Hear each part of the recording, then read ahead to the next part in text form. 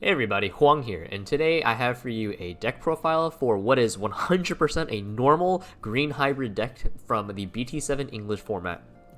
Now, we've been testing a lot in this last week, and green hybrid has been surprisingly one of the better decks that we've been testing. It has a little bit of a spice in it, we'll wait until we get to the deck profile about it, but 100% this is definitely a normal deck profile, so don't think too much about it. So, without further ado, let's get started. First off, we're going to talk about one of the key playstarters in the deck, JP. JP is, during your turn, when this Digimon would Digivolve into a green Digimon, the Digivolution cost is reduced by 1, and ESS gain Piercing. So why JP is so important is, number one, he's a 3-cost Tamer, which is relatively easy to play, especially if you have your Mimi, so you can play JP without passing your turn. More importantly, he acts as a level 3 Digimon for a lot of your green hybrids. This means you can be a little bit greedier with your deck building ratios because all of your Tamers are essentially playstarters. JP is not only a fantastic addition to the deck building, but he reduces the cost of your Digivolution. This turns cards like Beetlemon, Arbormon, and MetalKabuterimon into 1-cost evolutions. If you have Bokomon on the board, who gives you additional 2 memory, JP makes it so you gain 1 memory instead of losing any memory. JP is absolutely a fantastic card. The piercing comes up so much because it means with MetalKabuterimon, you can rest target's swing and still inflict damage, or you can set up a Rhinokabuterimon play into the AncientBeetlemon, who will be able to deal massive amounts of damage. Note that JP is affected very heavily by cards such as Cutemon or Gaussmon, so you have to plan accordingly when you're constructing your deck because you do need outs to these cards. Following up on JP, we have the hybrid he evolves into, Beetlemon. Beetlemon is able to Digivolve over a green Tamer as if it were a level 3 Digimon. When Digivolving, check the top 5 cards of your deck, add 1 Digimon with hybrid, doesn't specify a color, and 1 JP among them.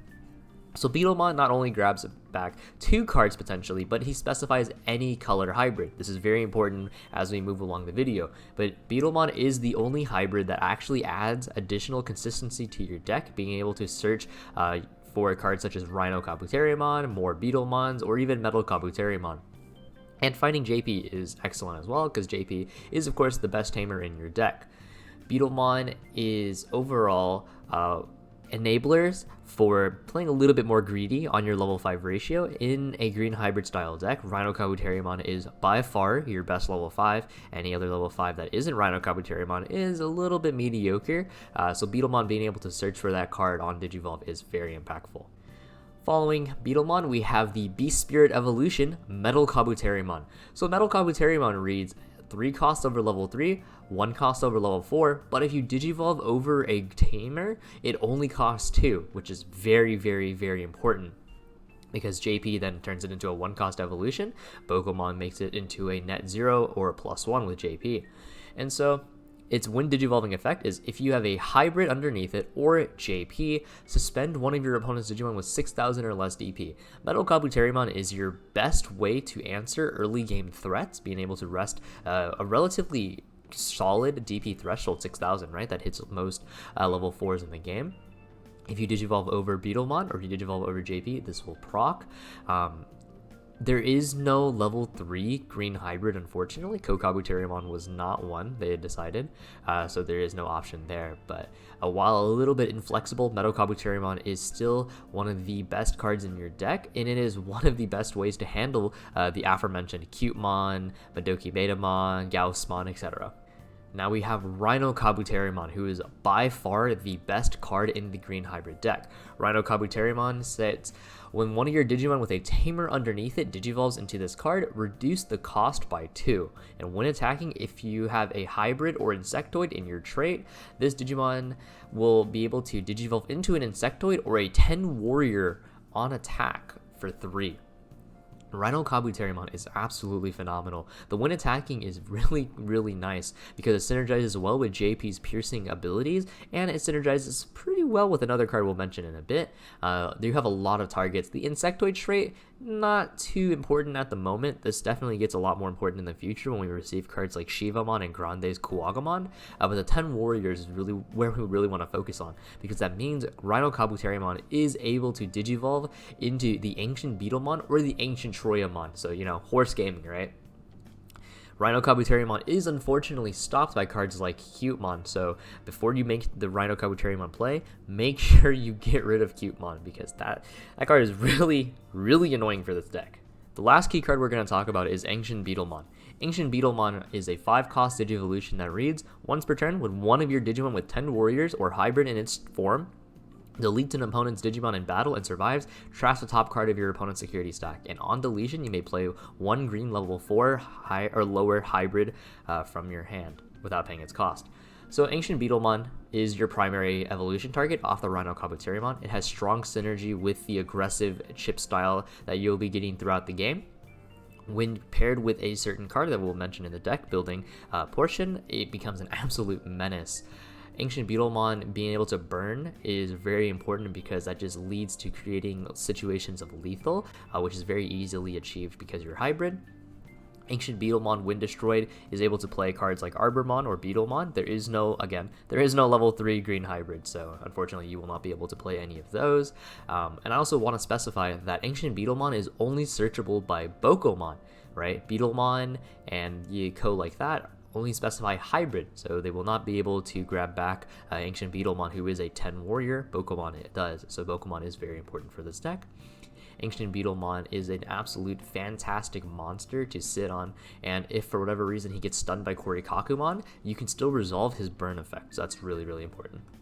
Finally, I'm able to talk about the spice that I hyped up in the tier list video. It's been hyped up on Facebook. It's basically been hyped up everywhere. It is Christmas hybrid, Quiznos hybrid, Chili's hybrid, whatever you want to call it. It is red-green hybrid.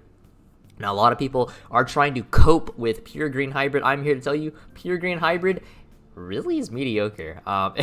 It doesn't do anything actually very impressive. The really impressive part comes from when you pair it with the red cards, because none of the hybrid cards specifically specify any hybrid color. They all just say hybrid, right? If you notice that trend when you're playing like Beetlemon, who's just grab a hybrid. Atomic Inferno also doesn't specify. So we'll talk about the list, and then it'll make a lot more sense as we're going through it. But for our Digitama choices, we have chosen 4 Kapurimon and 1 Demimeramon. So because Yellow Hybrid is in the format, it is a very grindy deck, we've elected to go with 5 Digitama, although 4 is probably okay if you're able to inflict a lot of security damage immediately. But the 5 Digitama is for the grind game. We prioritize Kapurimon, however, because Kapurimon is plus 1000 flat if you have a Tamer on your board. So this means a lot of your 2000 DP red Digimon will be able to trade or beat over cards such as Bokomon or Cutemon, who are all very problematic cards. The red engine enables us to have much more consistency, as well as gives us access to Atomic Inferno and just removal in general. There are no level 3 green hybrid. The closest thing you have is Betamon, but Digivolving over level 3 green doesn't actually net you anything, right? Because a lot of your stuff is if you have a hybrid underneath or if you have Tamer underneath, so you're not actually gaining a lot of advantage. So I actually don't see a point in playing green bottom end, whereas red bottom end, they're all searchers. It actually increases your consistency, weirdly enough. Like, you don't get the draw one cycle, sure, but that's what your Tamers are for. Your Tamers are your draw one cycle. The red Digimon all provide a cycle, or not a cycle, but they provide a search, the 3 BT1 Agumons, check top 5, search for any Tamer amongst them, right? Doesn't specify color, it's just any Tamer. So Mimi, JP, Izzy, all searchable by that Agumon. So we do play 3 because a lot of our other Digimon, they specify JP specifically, outside of like Bokomon, of course, but we have to find our Tamers. If we don't find JP, the game's a lot harder. We play 2 of the BT4 Flamemon. Alright, so the difference between BT4 Flamemon and BT7 Flamemon is BT4 Flamemon only checks top 3 for a hybrid plus a red Tamer, and then BT7 Flamemon checks top 4, so BT4 is top 3, BT7 is top 4, but the difference is the DP threshold. One digs more, but the other has more DP. And the more DP means that you'll be able to swing it over Bokomon. It means you'll be able to swing it or trade it into Cutemon. And that's where that distinction comes from. So we're going for a little bit of a balance. But the important part is they both search for hybrid. We can't grab any red Tamer. There are no red Tamers to grab. But being able to grab any hybrid is really important, because that means we can hard slam and start finding Rhinokabuterimon, Beetlemon, MetalKabuterimon, etc. And of course, Beetlemon. Beetlemon is the only card in your deck that actually searches out your Ancients, and so because of that, we have to maximize on the Beetlemon ratio. Beetlemon is also a +1 memory in combination with JP and any of your green hybrids. And it can also search for your other hybrids as well. Overall, an absolutely fantastic card, and it can grab your Tamers if necessary as well. Going into our level 4 ratios, we do have 3 Arbormon. Arbormon is, of course, the weakest of your hybrids, but it is still a hybrid nonetheless. It is still another target we can go off of for the Ancient Troyamon, Ancient Beetlemon proc. If we have to, we can also go into it off from Rhinokabuterimon, so Arbor Rhino, and it'll still trigger Rhinokabuterimon's effect in order to get the evolution. We have 4 Beetlemon. Beetlemon is it's arguably the best level 4 you have in the deck. It searches majority of your deck outside the Ancients. It's just a fantastic consistency booster. 4 MetalKabuterimon. MetalKabuterimon is not only able to digivolve over your level 4s for 1, so you can set up some really wacky plays, but also it costs 2 over your level, not level 3, but your green Tamers, who are essentially your level 3s. Being able to rest targets early like Boko and Q is very, very important in order to take out those threats that just continuously generate value. So MetalKabuterimon and Beetlemon, really a dynamic duo, pairing very, very well together in order to eliminate any of the opposition that may be facing you. Now, into our level 5 lineups. The main takeaway is play 4 Rhinokabuterimon. It is by far your best level 5. Anything other than that is just extra. We play 1 Blossomon because Blossomon is still a Digislorption. Digislorption is still a very powerful mechanic. We can tap one of our red Digimon that, after we Digivolve or search with it, it's just going to be rammed into the opponent's security, so it's basically fodder at that point. So Digisorbing over it or Digisorbing over a Pokemon, whatever it really is. And then going into an Ancient Troyamon or an Ancient Beetlemon on top of that is still a relatively powerful play. We don't see it as often, and because we don't get a lot of value outside of Rhinokabuterimon from our other level 5s, we will find ourselves looking to try and maximize our other areas of the deck. Let's try to save on deck building room. Because a hybrid is also a deck, or just a playstyle rather, that can play for chip early. It doesn't necessarily have to go tall. You can very easily contest board from level 3 to 4. You don't rely on your level 5s as a lot of people would imagine. I saw a lot of comments that were like, why are you playing less level 5s than you are playing level 6? Well, it's because our level 6s are only searchable by Pokemon, and basically everything searches Rhinokabuterimon, so it just kind of makes sense. And then in our level 6 lineup, we do play the 4 Ancient Beetlemon and the 3 Ancient Troyamon. These are the targets to go off of the Rhinokabuterimon. Ancient Beetlemon is much better in this format than Ancient Troyamon. Ancient Troyamon does not stop hybrids lethal because it cannot tap Tamers, but nonetheless it is still an Ancient that we would really like to go into. Ancient Beetlemon burning 1 on top of the damage you're going to inflict via your piercing and whatnot is very, very massive. And Ancient Troyamon does come up at times versus your bad matchups. This deck struggles against fast and wide, so Ancient Troyamon very excellent when it comes to those kind of matchups. For example, D Brigade can be kind of a pain because, there's only so much that you can actually pop. You don't have massive board removal inherently in green. That's where the red portion comes in, because then you can play cards like Atomic Blaster.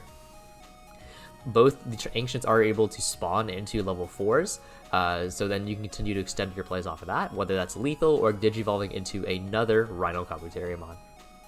Into our options, we do play 2 Thunder Laser. Thunder Laser is a 1-cost flower cannon if you have a hybrid, and that's really massive because then you can set up your piercing plays with your JP and whatnot. It can also be used to tap cards like larger boss monsters that you want to enable for Ancient Beetlemon to run over. Thunder Laser in general is just a very, very potent card.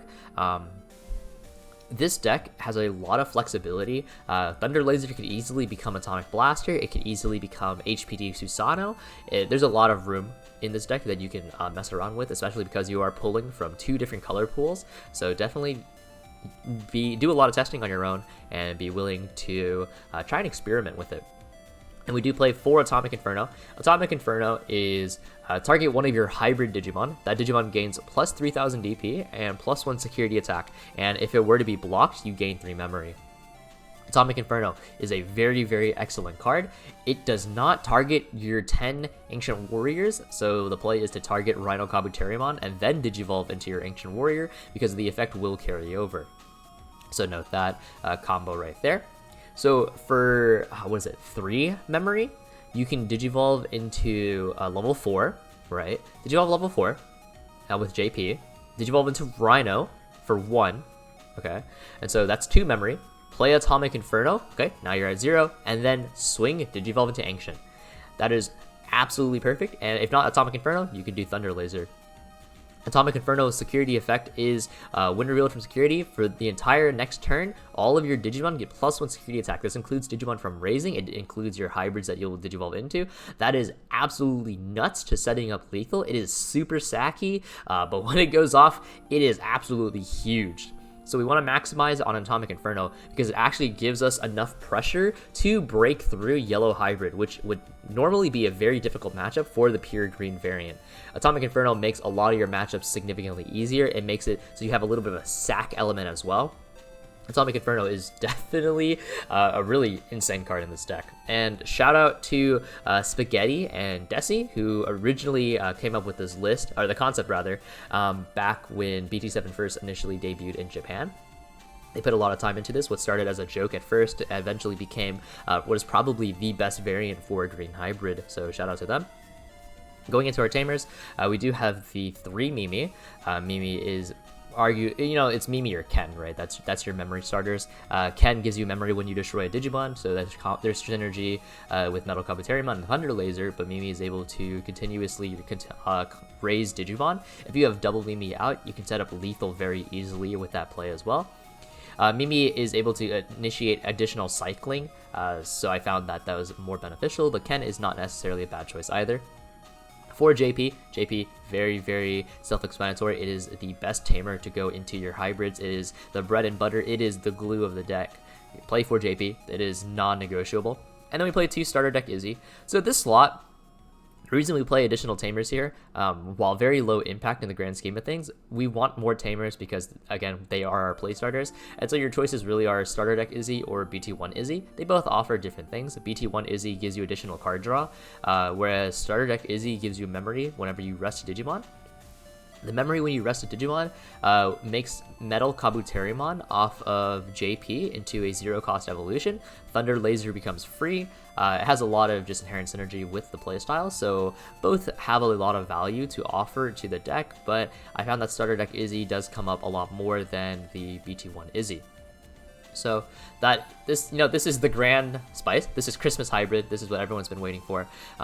Usually we do matchup and text before the deck list, but I wanted to show this, so then the matchup and text make a little bit more sense. Now, going into our text, very flexible. You have 2 different color pools that you're able to pull from, being both the red and green pool. Red gives you access to Atomic Inferno, Atomic Blaster, Gaia Force, cards like Gaussmon, a lot of really, really cool stuff. And some people might even try Takuya Emperor Greymon because that doesn't specify a color of hybrid either. The red portion offers a lot. The green portion, you can start throwing in text like Hidden Potential discovered Susanomon, which, while a little bit slow, is still very, very cool. And then I also can grab cards like Terriermon. So because you are able to grab from 2 different color pools, the possibilities are quite expansive. It's actually very, very cool. And finally, the matchups for this Christmas hybrid style of deck. Your best matchups are decks that are very inherently slow, or they emphasize going tall. Between MetalKabuterimon and Thunder Laser, you have a lot of suspend pressure onto your opponent. AncientBeetlemon with Atomic Inferno is able to beat over Digimon. Atomic Inferno, because it carries over, turns AncientBeetlemon into a 16k beater, or 16,000 beater, with a security plus piercing and just all this other good kind of stuff. Very, very excellent. Their worst matchups, however, are definitely decks that go fast and they go wide because you're a very single target stack kind of thing, and decks that have cards that break the 14,000 threshold can sometimes be difficult, like Susanomon. Your out to Susanomon is generally Atomic Inferno into an Ancient hybrid, or an Ancient 10 Warrior. So do be aware of that when you are deck building. But thank you guys so much for watching. This is Christmas Hybrid. I think this is the best way to play Green Hybrid by far. I think this is easily a tier 1 deck, and it's probably my favorite deck of this format, I'll be honest with everyone. So either way, I hope you guys enjoy this. I hope you guys test this out, and thank you so much for watching. Take it easy.